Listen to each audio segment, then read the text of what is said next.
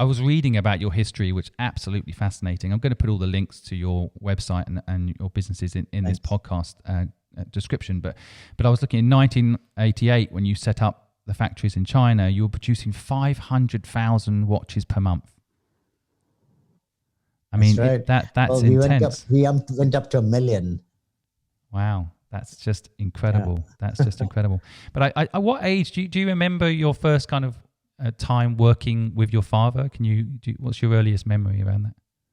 I actually never really worked with my father. So when I came and joined the business, my father kind of left the business and he was looking after his investments more.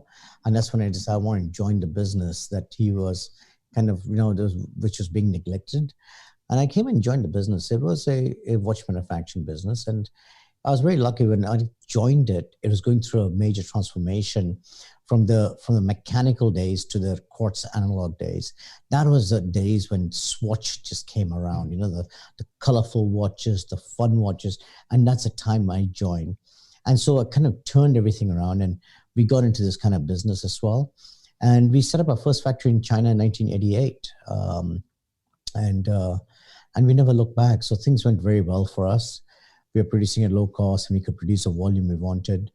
And it's only, in 97, 98 when I started seeing that things are not going to be the same as it is. Now, when reading about you, you describe yourself as the black sheep of the family, which I find a fascinating description. What makes you the black sheep of the family?